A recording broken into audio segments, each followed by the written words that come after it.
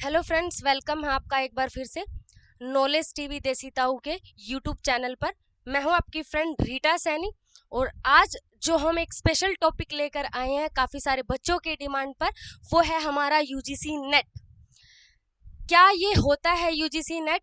कौन जो है इसको दे सकते हैं? क्या एलिजिबिलिटी क्राइटेरिया होता है? और कौन सी जॉब जो है आप ये पेपर क्रैक करके ले सकते हो?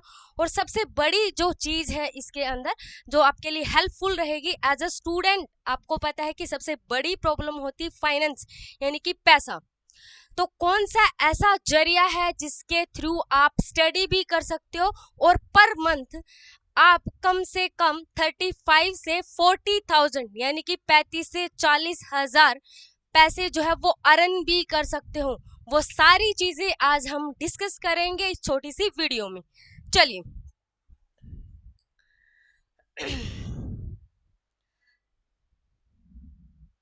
तो सबसे पहले हम बात करते हैं नेट या जेआरएफ, जो आपने वर्ड सुना होगा बार बार।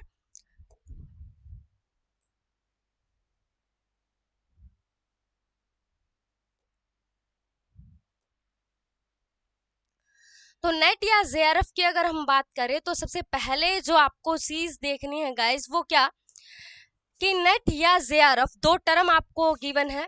बेसिकली दो जो है बॉडीज वो कंडक्ट करती है आपका ये एग्जाम। उनमें से जो एक है जिसके बारे में हम आज बेसिकली डिस्कस करेंगे, एक होता आपका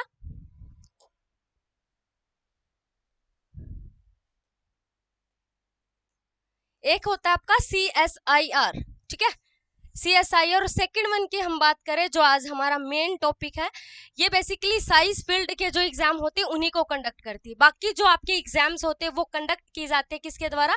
यूजीसी नेट, यानी कि नेट जो है वो यूजीसी नेट का एग्जाम जो है एनटीए द्वारा कंडक्ट किया जाता है। अब हम बात करें यूजीसी नेट, बेसिकली जो आज का हमारा टॉपिक है, उसकी एलिजिबिलिटी क्राइटेरिया कि ये क्या होता है, क्या चीज इसके अंदर होती है गाइज। तो यूजीसी नेट यानी कि नेशनल एलिजिबिलिटी टेस्ट हमारा बोला जाता है फुल फॉर्म की अगर हम बात करें। और ऐसे ही जो जेआरएफ है उसको बोला जाता है जूनियर रिसर्च फेलोशिप, ठीक है, नाम से ही आपको पता चल रहा है फेलोशिप। तो ये दो टर्म आपने बार बार सुनी होगी। काफी बच्चों का जो डाउट था कि क्या होती है, क्या चीज है नेट और जेआरएफ में, क्या है, कौन से के लिए आपको अप्लाई करना चाहिए, वो सारी इंफॉर्मेशन कंडक्ट किसके द्वारा किए जाते हैं ये दोनों ही आप, यानी कि नेट का जो एग्जाम है या जेआरएफ का जो एग्जाम है वो कंडक्ट किया जाता है एनटीए के द्वारा, यानी कि नेशनल टेस्टिंग एजेंसी जो है हमारी, वो इस एग्जाम को कंडक्ट करती है। फिर बात आती है कि कौन सी जॉब होती है जिसके लिए इसकी रिक्वायरमेंट होती है। तो जहां भी आप बात करते हो एक प्रोफेसर और एक होता है आपका लेक्चरर। काफी सारे बच्चों को ये भी नहीं पता होता कि क्या लेक्चरर होता है, क्या प्रोफेसर। तो जब आप कॉलेज कैडर में 11th 12th की बात करते हैं तो वहां पर जो आपको टीच करता है गाइस वो आपके होते हैं लेक्चरर। और जो आपके स्कूल कैडर की में बात करें तो वो होते हैं आपके लेक्चरर, यानी कि आपका जो 11th 12th वाला पोर्शन होता है। और जब आप कॉलेज की बात करते हैं तो वहां पर जो आपको टीच करते हैं वो आपके असिस्टेंट प्रोफेसर या प्रोफेसर होते हैं, ठीक है। तो जब जहां भी, चाहे आप प्राइवेट कैडर की बात कर लो, यानी कि प्राइवेट कॉलेज है, यूनिवर्सिटी है, या आप बात करो गवर्नमेंट में, यानी कि गवर्नमेंट कॉलेज के अंदर आप असिस्टेंट प्रोफेसर बनना चाहते हैं, प्रोफेसर बनना चाहते हैं, तो आपके लिए ये मस्ट होता है या रिक्वायरमेंट होती है क्या कि आपका यूजीसी नेट होना चाहिए। फिर काफी सारे बच्चों की ये होता है कि अगर ये यूजीसी नेट होता है तो फिर जेआरएफ क्या होता है। ये एक आपको, अगर आपको जाना है रिसर्च के सेक्टर में, यानी कि आप करना चाहते हो पीएचडी, ठीक है, तो पीएचडी करते टाइम आपको क्या है, अगर आप जेआरएफ क्वालिफाई कर लेते हो तो आपको एक तरह से स्कॉलरशिप मिलती है, जो स्टार्टिंग में इसका नाम बोला जाता है JRF, junior research fellowship guys जिसे कहते हैं।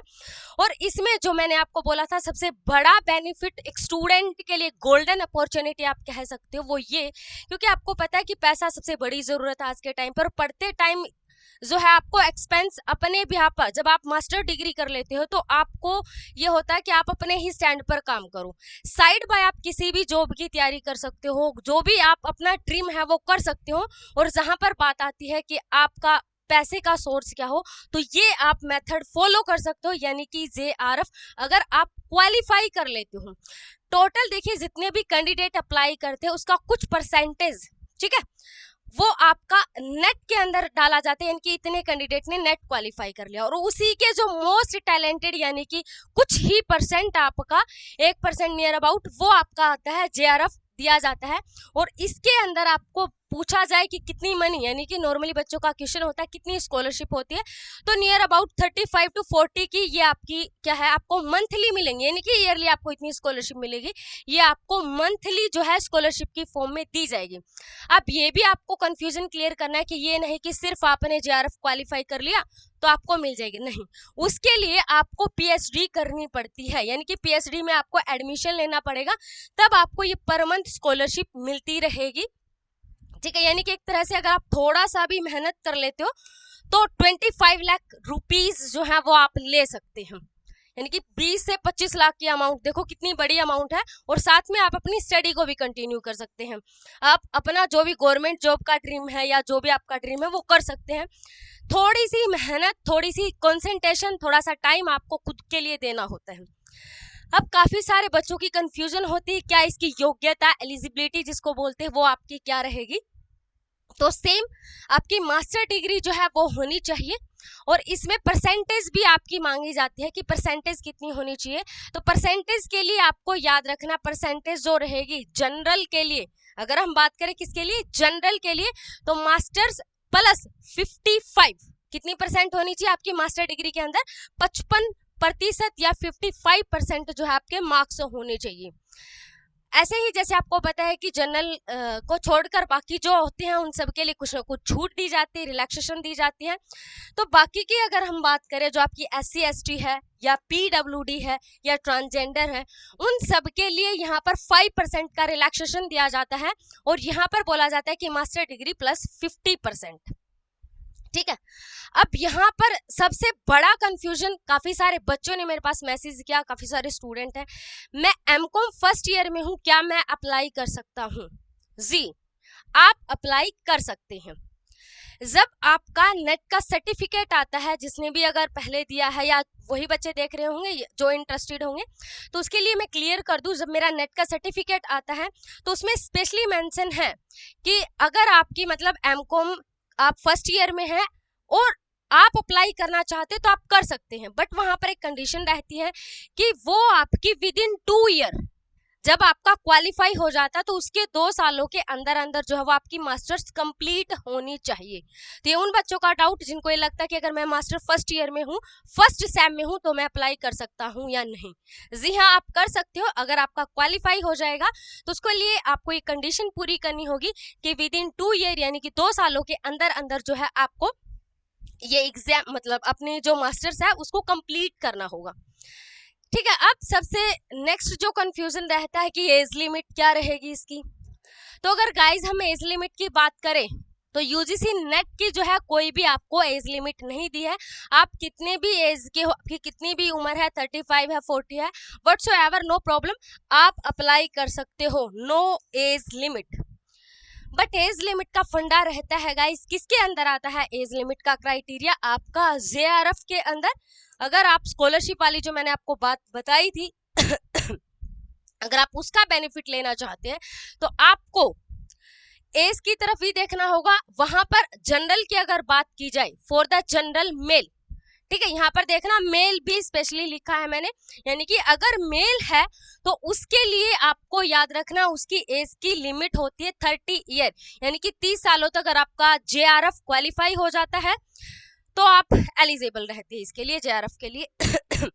बट यानी कि जनरल मेल के लिए था, बाकी सभी के यानी कि जो SC है, ST है, OBC है, OBC एंड फीमेल चाहे वो जर्नल की है, चाहे वो OBC की, चाहे वो जनरल से है बिलोंग करती है या फिर OBC से या SC ST से, व्हाटसोएवर, नो इशू। अगर वो फीमेल है तो उसकी एज लिमिट क्या रहेगी गाइस, 35 ईयर रहेगी, ठीक है, यानी कि 35 साल तक आप ट्राई कर सकते हो JRF के लिए उस 25 लाख की अमाउंट के लिए। अब फीस पे बात आ जाती है कि फीस क्या रहेगी, तो अगर जनरल कैटेगरी की बात की जाए तो जनरल कैटेगरी के अंदर फीस का क्राइटेरिया जो अभी लास्ट आपका नोटिफिकेशन था उसमें दे रखा था 1150 रुपए, 1150 रुपीज। और जनरल के लिए और EWS OBC जो है आपके, उनके लिए आपको दे रखा था 600। बाकी जो आपकी कैटेगरी है, SC ST है, ट्रांसजेंडर है, PWD है, उन सब के लिए जो फीस है वो रहेगी आपकी 325 रुपए। ठीक है, ये आपकी होती है बेसिकली फीस। अब बात करते हैं हम एग्जाम का जो है पैटर्न कैसा रहेगा, कैसा एग्जाम होता है, क्या क्या चीजें होती हैं। देखिए, अब जो पैटर्न चल रहा है रिसेंट के अंदर, 2 एग्जाम होते हैं, मतलब अब सिर्फ एक ही होती है बट एग्जाम 2 होते हैं। पहला फर्स्ट पेपर जिसे हम बोलते हैं कॉमन पेपर, ठीक है। फर्स्ट होता है हमारा कॉमन पेपर जिसमें 10 सब्जेक्ट आते हैं, जो हम बाद की वीडियो में डिस्कस करेंगे सारी चीजें। और इसके अंदर फर्स्ट पेपर के अंदर जो है आपके कितने क्वेश्चन आते हैं, 50 क्वेश्चंस आते हैं। कितने क्वेश्चन आते हैं, 50 क्वेश्चंस आते हैं। और 50 क्वेश्चन जो होते हैं वो हर एक क्वेश्चन जो है वो आपके कितने मार्क्स का होता है, वो आपके 2 मार्क्स का होता है। 2 मार्क्स का होता है, यानी कि टोटल मार्क्स कितने हो गए हमारे, फर्स्ट पेपर जो होता है वो 100 मार्क्स का हो गया आपका। ऐसे ही जो सेकंड पेपर है उसके लिए अगर हम बात करें तो उसके अंदर क्वेश्चन पाए जाते हैं 100 क्वेश्चन, ठीक है। और अगर हम बात करें हर एक, वही सेम पहले वाला ही रहेगा इसमें भी, कि हर एक जो क्वेश्चन है वो 2 मार्क्स का रहेगा, यानी कि एग्रीगेट की अगर हम बात करें तो टोटल आपके 200 नंबर यानी कि 200 मार्क्स के हो जाएंगे, ठीक है। यानी कि टोटल ये आपका सेकंड पेपर में 200 है। अगर दोनों को मिलाकर एग्रीगेट बात करें तो 300 मार्क्स टोटल आपके बन गए, ठीक है। 300 मार्क्स बन गए और 150 क्वेश्चन और 300 आपके क्या हो गए, मार्क्स। अब अप्लाई कब कब किया जाता है, क्या क्या मतलब एक साल के अंदर कितनी बार अप्लाई कर सकते हैं, तो 1 ईयर के अंदर 2 टाइम जो है UGC नेट का नोटिफिकेशन आता है, 2 बार जो है एग्जाम कंडक्ट किए जाते हैं। फर्स्ट आपका आता है जून अटेम्प्ट जिसको बोलते हैं, नॉर्मली जो पेपर है जून के अंदर होता है कंडक्ट, यानी कि जून। और दूसरे अटेम्प्ट की बात करें तो वो आपका रहता है दिसंबर अटेम्प्ट जिसको बोलते हैं। जो जून वाला होता है उसका नोटिफिकेशन जो है फॉर्म अप्लाई करने का जो रहेगा वो मार्च के अंदर शेड्यूल आता है। और अगर हम बात करें दिसंबर वाले की तो वहां पर एक रहेगा अक्टूबर मंथ के अंदर जो है वो आपका रहेगा।